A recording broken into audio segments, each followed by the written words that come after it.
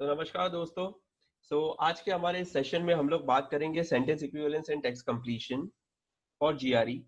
तो जीआरई में sentence equivalence and text completion एक काफी बड़ा टॉपिक है और उसका इंपॉर्टेंस समझ लीजिए कि वर्बल एबिलिटी जो पोर्शन है उसमें 50% क्वेश्चंस जो है वो sentence equivalence and text completion की कैटेगरी के होते हैं।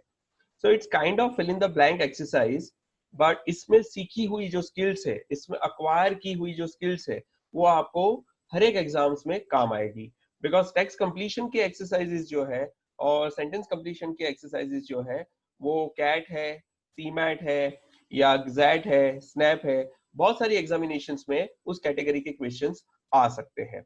राइट, तो हम लोग सबसे पहले बात करेंगे how important the topic is. जैसा अभी मैंने बताया कि it covers about 50% of the verbal ability section on GRE.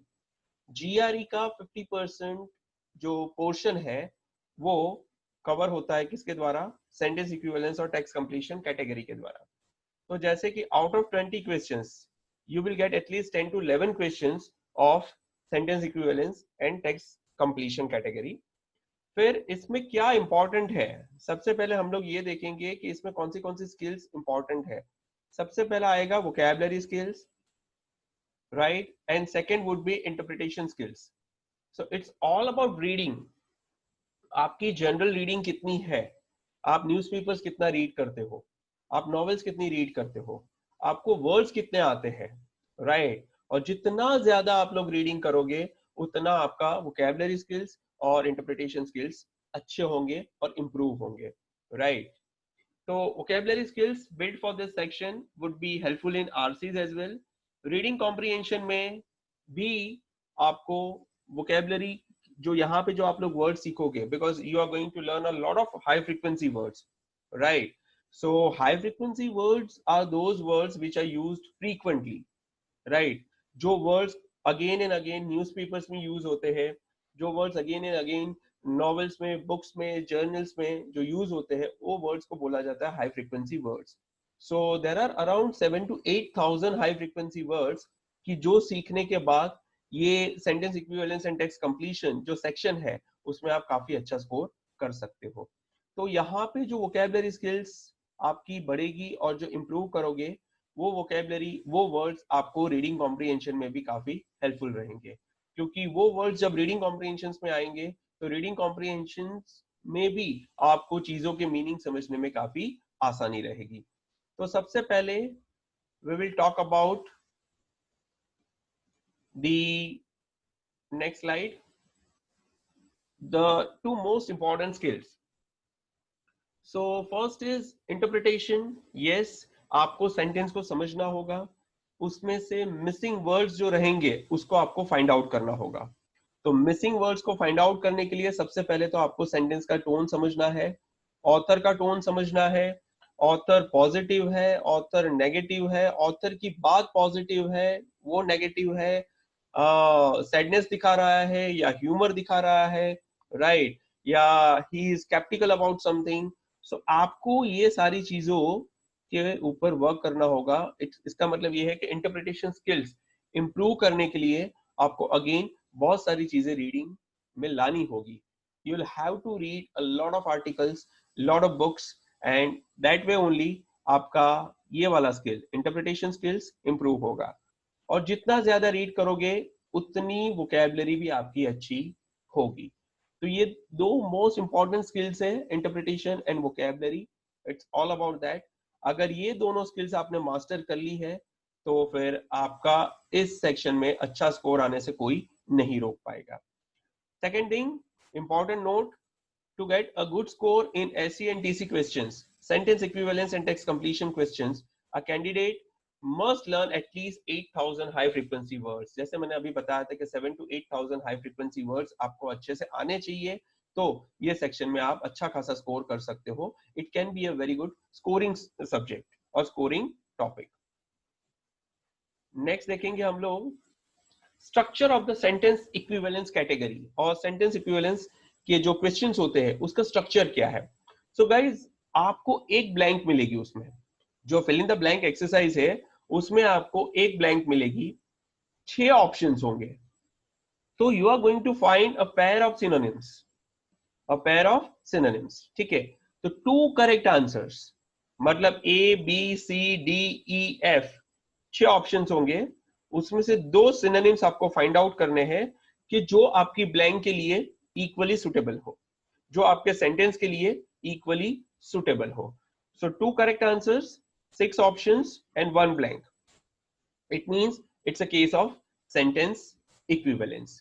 फिर से एक बार रिपीट करते हैं, आपको एक ब्लैंक मिलेगी, उसमें 6 ऑप्शंस आपको मिलेंगे, और एक ब्लैंक और 6 ऑप्शन जब भी आपको दिखते हैं तो समझ जाओ कि it's a case of sentence equivalence and you are to find a pair of synonyms. 2 words आपको फाइंड आउट करने हैं कि जो आपकी ब्लैंक के लिए, आपके सेंटेंस के लिए, उसके स्ट्रक्चर के हिसाब से इक्वली सुटेबल हो। नेक्स्ट स्लाइड में देखेंगे हम लोग structure of text completion. Text completion category में 3 टाइप्स के क्वेश्चंस आपको पूछे जा सकते हैं। एक जो आपको मिलेगा वो मिलेगा सिंगल ब्लैंक वाला, दूसरा आपको मिलेगा 2 ब्लैंक्स वाला, तीसरा आपको मिलेगा 3 ब्लैंक्स वाला।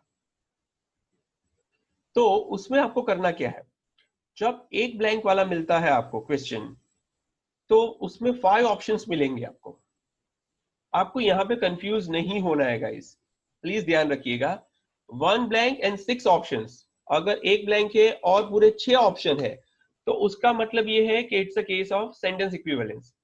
वहां पे आपको 2 करेक्ट आंसर्स निकालने हैं। जब आपको एक ब्लैंक और ओनली 5 ऑप्शंस मिलते हैं, तो उसका मतलब ये है कि आपको एक ही करेक्ट आंसर निकालना है। 1 blank, 6 options, 2 correct answers. 1 blank, 5 options, it's a case of text completion and only 1 correct answer.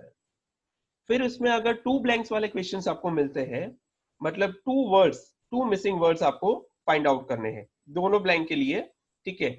तो 3 options for each blank, मतलब पहली blank के लिए ऐसा होगा A B C, और दूसरी blank के लिए जो options होंगे वो होंगे D E F, राइट। तो उसमें आपको पर ब्लैंक एक एक करेक्ट आंसर फाइंड आउट करना है, पर ब्लैंक एक एक correct answer, correct.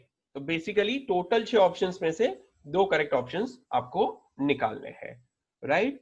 First blank के लिए एबीसी होगा और दूसरी ब्लैंक के लिए डीईएफ होगा, या तो फर्स्ट ब्लैंक के लिए 1 2 3 और दूसरी ब्लैंक के लिए 3 4 5 6। फिर 3 ब्लैंक्स आती है तो उसमें आपको 9 ऑप्शंस मिलेंगे guys, A B C D E F G H I, 9 options. तो ए बी सी जो है फर्स्ट ब्लैंक के लिए है, डीई एफ जो है वो सेकंड ब्लैंक के लिए है, और जी एच आई जो है वो थर्ड ब्लैंक के लिए है। तो हर एक सेट में से आपको एक एक करेक्ट ऑप्शन निकालना है। एबीसी में से पहली ब्लैंक के लिए एक ऑप्शन होगा, एक करेक्ट आंसर होगा। डीईएफ में से दूसरी ब्लैंक के लिए एक करेक्ट ऑप्शन होगा, एक करेक्ट आंसर होगा, और जीएचआई में से एक करेक्ट आंसर होगा तीसरी ब्लैंक के लिए। तो 1 correct option each. So guys I hope कि आपको यह स्ट्रक्चर पूरा क्लियर है। Single blank 5 options 1 correct answer, 2 blanks 3 options for each blank और 1 correct option for each blank, and 3 blanks तो आपको आएगा 3 options for each blank and 1 correct option for each blank, right. अब हम लोग देखेंगे, हमने स्ट्रक्चर देखा अभी तक, इंपॉर्टेंट जो स्किल्स इसके लिए रिक्वायर्ड है उसके बारे में हमने बात की। अब important rules, first of all you will have to understand the sentence. Again interpretation skills आपको यहाँ पे जरूरी है, और इंटरप्रिटेशन स्किल्स इंप्रूव करने के लिए क्या जरूरी है guys? Reading, reading and reading is the only key to success when it comes to sentence equivalence and text completion in GRE. Even for RCs के लिए भी आपको रीडिंग काफी बढ़ाना होगा। You need a very good amount of reading every day to get a good score in GRE or any of the topics when it comes to English. फिर clues के लिए आपको देखना है, जो हिंट मिली होगी, कोई ऐसे वर्ड्स होंगे जिसकी वजह से आपको पता चले कि ऑथर की जो बात है यहाँ पे पॉजिटिव है या नेगेटिव है, ऑप्टिमिज्म शो कर रही है या पेसिमिज्म शो कर रही है, राइट, या सैडनेस शो कर रही है, हैप्पीनेस शो कर रही है, right. so you'll have to look for the keywords or clues. तो गाइज ये सारी चीजें क्या है, जैसे जैसे हम लोग क्वेश्चन सॉल्व करेंगे आपको धीरे धीरे करके समझ में आने लगेगा कि how to go about these things, right. उसके बाद हम लोग देखेंगे use POE, process of elimination. We are never looking for the correct answers, we are always looking for the wrong answers first. सबसे पहले wrong answers को find out करो, उनको eliminate करो और ऑटोमेटिकली आपको करेक्ट आंसर्स मिल जाएंगे।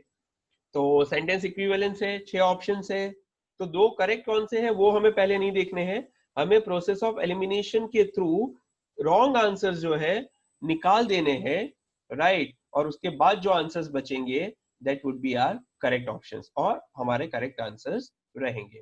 प्रोसेस ऑफ एलिमिनेशन कैसे अप्लाई करना है जब मैं क्वेश्चन सॉल्व करवाऊंगा तब आपको सिखाऊंगा। Reread the sentence after plugging the appropriate words. मतलब गाइस एक बार फिल इन द ब्लैंक, मतलब ब्लैंक आपने अप्रोप्रिएट वर्ड से फिल इन कर दी है, उसके बाद पूरा सेंटेंस पढ़िए। Does it make any sense to you? क्या आपको वो ओके लग रहा है वो सेंटेंस? क्या वो कोई सेंस बना रहा है? क्या वो मीनिंगफुल सेंटेंस बना है?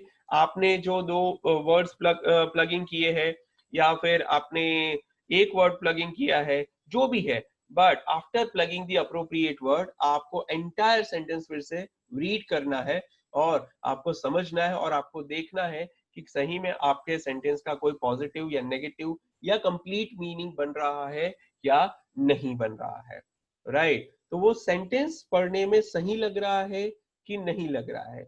आपने जो 2 वर्ड्स या एक वर्ड या 3 वर्ड्स आपने अपनी फिल इन द ब्लैंक में, मतलब आपने अपनी ब्लैंक्स में जो डाले हैं, उसके बाद वो मीनिंगफुल सेंटेंस बन रहा है कि नहीं बन रहा है, वो आपको चेक करना है गाइस। अब हम लोग देखेंगे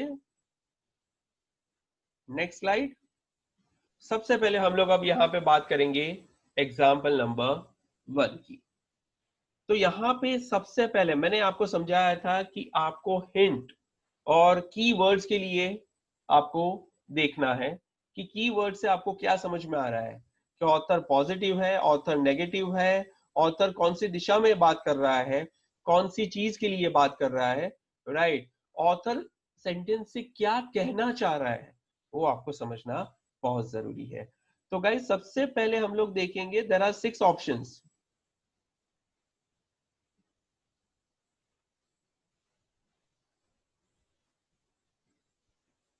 जी, तो there are 6 options A, B, C, D, E and F और एक ब्लैंक है।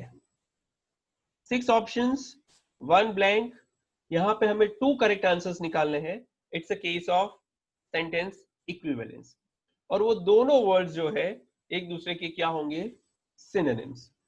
तो चलिए आइए पहले तो चेक करते हैं कि ऑथर क्या बोलना चाह रहा है इस सेंटेंस के थ्रू और इस क्वेश्चन के थ्रू।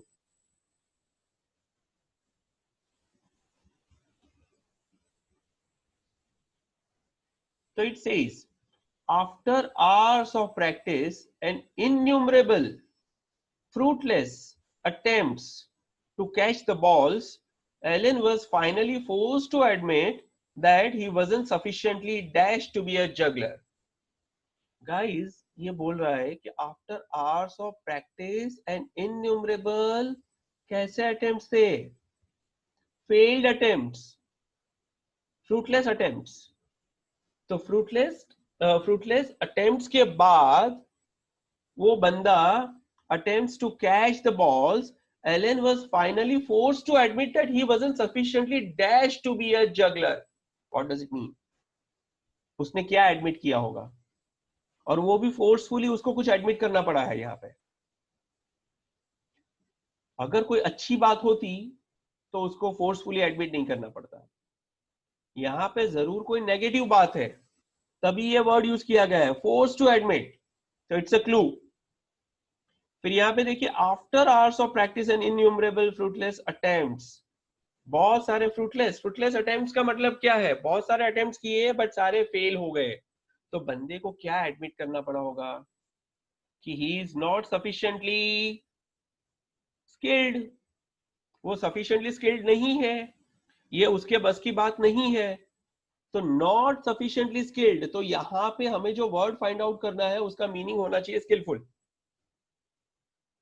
और सफिशिएंटली स्किल्ड नहीं है तो यहां पे जो वर्ड हमें फाइंड आउट करना है उसका मतलब होना चाहिए स्किल्ड। तो वन बाय वन हम लोग ऑप्शंस देखेंगे। पहले सबसे पहले मैं आपको सिखाऊंगा कि प्रोसेस ऑफ एलिमिनेशन क्या है। सबसे पहले है सीडेट। गाइस सीडेट का मतलब होता है कूल, काम, कंपोस्ट, सरीन। तो यहाँ पे हम लोग कामनेस की बात नहीं कर रहे हैं, कूलनेस की बात नहीं कर रहे हैं, सरेनिटी की बात नहीं कर रहे हैं, राइट, या कंपोज होने की बात नहीं कर रहे हैं। हमें वो वर्ड चाहिए जिसका मतलब होता है स्किलफुल। लंबरिंग का मतलब होता है ऑकवर्ड, ऑकवर्ड की भी हम लोग बात नहीं कर रहे, तो ए नहीं आएगा, बी भी नहीं आएगा, एफ भी नहीं आएगा, लिखा है ऑकवर्ड। इम्प्लिसिट का मतलब क्या है? Understood, not explicitly mentioned, implied है, तो उसका भी तो मतलब हमें जरूरत नहीं है, उसकी भी जरूरत नहीं है। डेक्स्टरस और एड्रॉइड का मतलब क्या होता है? स्किलफुल। तो भाई मिल गया आपको आंसर्स, डेक्स्टरस एंड एड्रॉइड। तो C and E would be your answers. फिर से एक बार हम देखेंगे ये वर्ड्स को हमारी ब्लैंक्स में, मतलब हमारी ब्लैंक में रख के देखेंगे कि क्या ये मीनिंगफुल सेंटेंस बन रहा है कि नहीं बन रहा है। After hours of practice and innumerable fruitless attempts to catch the balls, Allen was finally forced to admit that he wasn't sufficiently skillful, यानी कि he wasn't sufficiently dexterous and or adroit to be a juggler.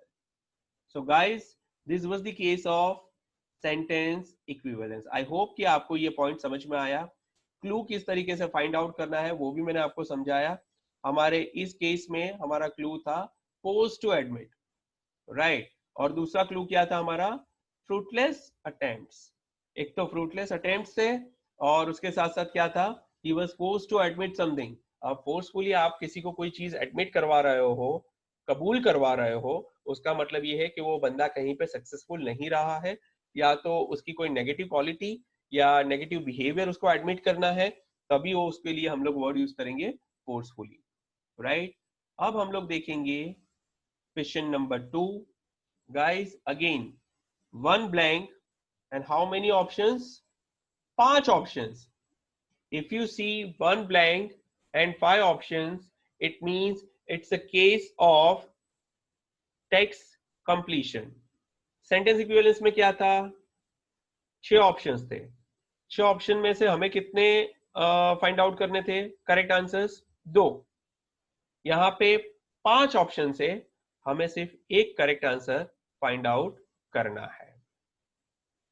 तो देखिए, the mayor was so dash by the long trial that despite his eventual acquittal, acquittal मतलब उसको कोई, उसके ऊपर कोई ब्लेम लगा था और उससे उसको मुक्त किया गया था, he admitted his failing health and declined to run for re-election. Guys क्या समझ में आ रहा है इस सेंटेंस में आपको? एक बार चेक करें फिर से ताकि आपको अच्छे से समझ में आए। इसमें बोला है the mayor was so dash by the long trial, कोई लॉन्ग जर्नी की बात कर रहे हैं या कोई टीडियस प्रोसेस की बात कर रहे हैं जिससे मेयर थक चुका है। अब देखो, डिस्पाइट, डिस्पाइट हिज एक्विटल मतलब उसके ऊपर कोई आरोप लगा था, उसके ऊपर कोई केस चल रहा था और उसमें उस बंदे को बाइज्जत बरी किया गया है, फिर भी इवेंचुअल एक्विटल, एक्विटल मिला है, ब्लेम से मुक्त हो चुका है बंदा, फिर भी ही एडमिटेड हिज फेलिंग, उसने अपनी फेलिंग हेल्थ को एडमिट किया कि भाई अब जो है मेरे शरीर की क्षमता खत्म हो चुकी है, अब मैं थक चुका हूं, अब मैं एग्जॉस्ट हो चुका हूं, and decline to run for re-election. तो यहाँ पे आपको ये नहीं लग रहा है कि वो थक चुका है उसकी बात कर रहा है? उसका मतलब क्या हुआ? यहाँ पे हमें ऐसा कोई वर्ड दिखाना है जिससे मेयर की हेल्थ को हम लोग कैसे दिखा पाए? थकी हारी, थक चुके हैं, मेयर साहब हमारे थक चुके हैं, राइट। फटीग को दर्शाना है, राइट। पुअर हेल्थ को दर्शाना है, बिकॉज यहाँ पे लिखा है फेलिंग हेल्थ। तो फेलिंग हेल्थ का मतलब क्या हुआ? डिटेरियोरेट हो रहा है। डिटेरियोरेट होना मतलब क्या है? धीरे धीरे करके वो डाउन जा रही है, राइट। तो वन बाय वन हम लोग वर्ड्स देखेंगे इसमें, और हमारा ऑप्शन कौन सा होना चाहिए? जो ऑप्शन से ये दिखे कि हाँ भाई मेयर की हेल्थ जो है वो फेल हो रही है। सो डिस्ट्रॉट का मतलब है सैड। सैडनेस की बात नहीं कर रहे गाइस, थकान की बात कर रहे हैं। शरीर ने जवाब देना शुरू कर दिया है, शरीर अब आगे नहीं बढ़ पा रहा है, उतनी स्ट्रेंथ नहीं बची है, वीकनेस की बात करनी है। तो इसको जो है हम लोग कैंसिल करेंगे। एक्सोनरेट का मतलब क्या होता है? Exonerate means to free from blame. कोई भी बंदे को ब्लेम से मुक्त करना। अरे यहाँ पे ब्लेम से मुक्त करने की बात नहीं है। अरे यहाँ पे हमने जो सेंटेंस लिया, डिस्पाइट हिज इवेंचुअल एक्विटल, मतलब उसका मतलब ये है कि भाई वो ब्लेम से मुक्त हो गया, उसके बाद भी उसने बोला है कि मुझे आगे री इलेक्शन के लिए नहीं जाना है। क्यों बोला है? क्योंकि उसकी हेल्थ ने जवाब दे दिया है, फेलिंग हेल्थ। तो हमें तो वो वाला वर्ड ढूंढना है कि जिससे आपको पता चले कि उसकी हेल्थ सही में डाउन जा रही है, पुअर कंडीशन में एंटर कर रही है। तो एक्सोनरेट का मतलब होता है फ्री फ्रॉम ब्लेम, और ऑलरेडी फ्रीड फ्रॉम ब्लेम, तो ये भी नहीं आएगा। इंस्पायर्ड तो वो था ही नहीं भाई। इंस्पायर्ड होता तो इलेक्शन के लिए फिर से नहीं जाता। And the mayor was so inspired, अगर इंस्पायर्ड होते तो फिर वो इलेक्शन के लिए क्यों नहीं जाता? 100% इलेक्शन के लिए जाते ना। री इलेक्शन से मना क्यों करते? उन्होंने री इलेक्शन से मना किया था, इसका मतलब है कि हम लोग इंस्पायर्ड नहीं ले सकते हैं। विंडिकेटेड का भी मतलब होता है फ्री फ्रॉम ब्लेम। तो विंडिकेटेड भी यहाँ पे नहीं आएगा, बिकॉज एक्सोनरेट ऑफ विंडिकेटेड दोनों का मतलब क्या होगा? Free from blame. तो दोनों का मतलब सेम ही है, तो हम लोग विंडिकेटेड भी नहीं लेंगे। तो बच्चा एक ऑप्शन डेबिलिटेटेड। डेबिलिटेटेड का मतलब होता है कि धीरे धीरे करके आपकी हेल्थ की कंडीशन जो है डाउन जा रही है। The mayor was so debilitated, weakened, weak हो चुके थे, एग्जॉस्ट हो चुके थे, बॉडी एग्जॉस्ट हो गई थी, बॉडी में अब उतनी स्ट्रेंथ नहीं बची थी कि वो इलेक्शन कैंपेन में चल पाए। इलेक्शन बिकॉज इलेक्शन में कैंपेनिंग करनी होती है, तो उनके लिए वो जो है उस चीज के लिए वो मेयर साहब जो है हमारे वो सक्षम नहीं थे। So we will go with D. D is the correct option. The mayor was so debilitated by the long trial that despite his eventual acquittal, he admitted his failing health and declined to run for re-election. Inspired नहीं आएगा, vindicated भी नहीं आएगा। So guys, I hope कि आपको आज का ये सेशन जो सेंटेंस इक्विवेलेंस और टेक्स्ट कंप्लीशन पे हम लोगों ने जो बनाया है, इट्स एन इंट्रोडक्टरी सेशन। इसके बाद जो है हम लोग हर एक सेशन में क्वेश्चंस सॉल्व करेंगे, सेंटेंस इक्विवेलेंस की कैटेगरी में और टेक्स्ट कंप्लीशन की कैटेगरी में। So stay tuned for my next video. और अगर आपको ये वाला वीडियो हमारा पसंद आए तो उसको लाइक कीजिए, शेयर कीजिए और सब्सक्राइब कीजिए। धन्यवाद। Thank you.